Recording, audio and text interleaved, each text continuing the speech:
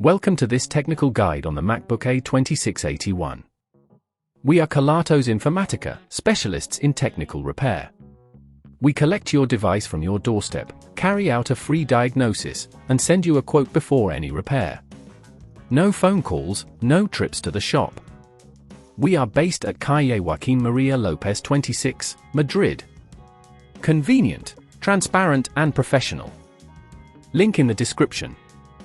If your MacBook A2681 Touch isn't responding at all, it can be quite frustrating. This issue may arise due to a faulty touch sensor or a connection problem within the device.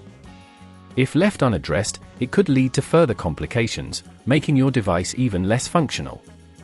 To fix this, you will need a few tools and materials. Ensure you have a pentalobe screwdriver, a Phillips screwdriver, a plastic spudger, tweezers, and a replacement touch sensor. First, ensure your MacBook is powered off and unplugged. You will start by carefully removing the pentalobe screws from the bottom casing.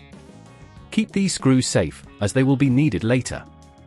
Once the screws are removed, gently lift off the bottom cover using a plastic spudger to avoid damaging any internal components.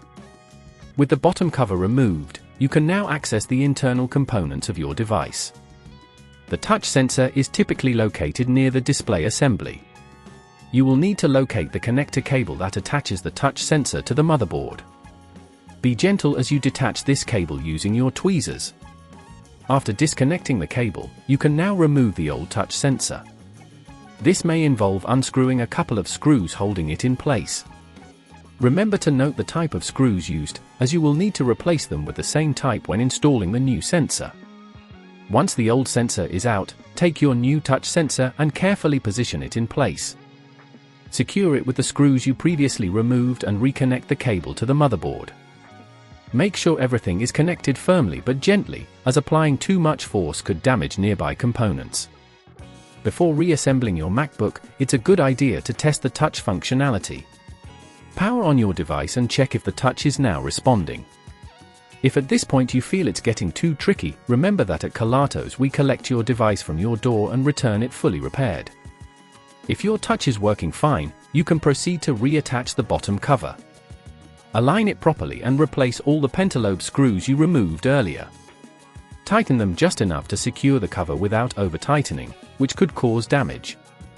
To prevent this issue from recurring, ensure that your MacBook is kept clean and free from dust and debris.